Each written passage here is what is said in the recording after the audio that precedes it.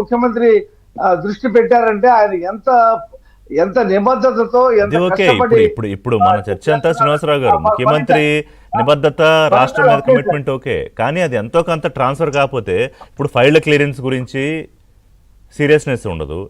శ్రీనివాసరావు గారు, గ్రీవెన్స్ విషయంలో కూడా మన లోకేష్ గారు వెళ్ళి అక్కడికి వెళ్ళి సీరియస్ అవ్వాలా, ముఖ్యమంత్రి వెళ్ళి సీరియస్ అవ్వాలా? వీళ్ళకి బాధ్యత ఉండాలి కదా ప్రజల విషయంలో. అదేనండి, ఇప్పుడు మనం మోకమ్మడిగా మంత్రులందరినీ మనం అందరినీ కాదు. ఇప్పుడు మీకు ఏమవుద్దంటే ఇక్కడ జరుగుతున్నది ఏంటి, ఆ నాయకుడు ఎలా నడుచుకుంటున్నాడు, ఏం చేస్తున్నారు చూసుకుని మనకు వచ్చిన పదవి మన రూపురేఖ లావణ్యాలు చూసి వచ్చి నేను అనుకోకూడదు ఎవరు. ఎందుకంటే వాళ్ళు బాగా పనిచేస్తారు అన్న వాళ్ళ నాయకుడు పెట్టుకున్న నమ్మకాన్ని నిలబెట్టాలి వీళ్ళు. ఇది మన అక్కడ వాళ్ళు చూడాల్సింది. నాకేదో ప్రజల్లో చాలా ఆదరణ ఉంది, లేకపోతే నాకు లాటరీ టికెట్ కొంటే బహుమతి వచ్చింది అన్నట్టుగా ఫీల్ అవ్వకూడదు. ఇక్కడ రాష్ట్రంలో అభివృద్ధి కానీ సంక్షేమం కానీ మిగతా కార్యక్రమాలు అద్భుతంగా నడుస్తున్నాయండి. అవును. ఇక్కడ అయినా సరే కొంతమంది కేడర్లో అసంతృప్తి ఉందని స్వయంగా చంద్రబాబు నాయుడు గారు, లోకేష్ గారు కూడా మాట్లాడుతున్నారు, అలిగేరు కార్యకర్తలు అని. ఇది ఎందుకు వచ్చిందంటే కేవలం ఆ స్థానికంగా ఉన్న నాయకులు, ముఖ్య నాయకులు, ఎమ్మెల్యేలు ఒకళ్ళ మీద ఒకళ్ళు నెట్టుకోకూడదు. ఎమ్మెల్యేలు బాధ్యత అది. నువ్వు ఓట్లు అడగడానికి వెళ్ళినప్పుడు కొంతమంది ఆఫ్ ది రికార్డ్స్ లో ఏం మాట్లాడతారో, వాళ్ళని డబ్బు ఖర్చు పెట్టాం ఏంటి అన్నట్టుగా కొంచెం నిర్లక్ష్యం ఉంటదంట. సహజంగానే పని అయిపోయిన తర్వాత ఎవడరా నువ్వు అన్నట్టుగా చూస్తారు. మీకు నాకు తెలియదు ఏముందో ఎవడన్నా సరే.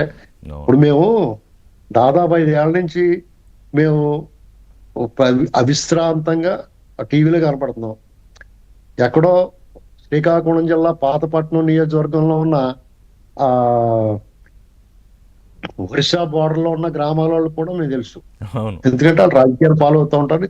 ఓహో మీరు పలానా కదండి, మీరు మాట్లాడుతూ ఉంటారు కదా అంటారు. కానీ ఇప్పుడున్న 164 మంది అధికార పక్షానికి సంబంధించిన, కూటమికి సంబంధించిన ఎమ్మెల్యేలు సగం మంది మీరు ఎవరు రానట్టు చూస్తారు మా మొహం. అంటే వాళ్ళకి ఏంటంటే వాళ్ళు ఏదో పదం మేము తెచ్చుకున్నాం, మేము గెలిచాం, ఏంటి వీళ్ళందరూ ఉన్నాయి, వీళ్ళందరూ మేము ఆర్యులు, వీళ్ళు అనార్యులు, మేము ఆంగ్లేయులు, వీళ్ళు భారతీయులు అన్నట్టుగా చూస్తారట.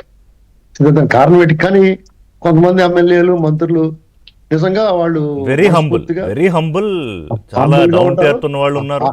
డౌన్ టు ఎర్త్ ఉంటారు, ఆనెస్ట్ గా ఉంటారు. ఇది అంచేత మన అందరం ఒక ఘాటు కట్టలే ఉంటాయి. వాళ్ళ బాధ్యత ఏంటంటే మీరు ఎంతన్నా ఖర్చు పెట్టండి, ఏమన్నా చేసి మీరు అడ్డదారిలో వచ్చారా, రహదారిలో వచ్చారా, ఎలాగన్నా రాజకీయాల్లోకి వచ్చారు. వచ్చిన తర్వాత మీ స్థానాన్ని మీరు బదిలిపరచుకోవాలంటే మీకు ఎవరైతే రక్తం చిందించారో, ఓటర్ని బూత్ వరకు తీసుకొచ్చి ఓటేయించారో వాళ్ళ పట్ల మీరు కనీస బాధ్యత వహించాలి.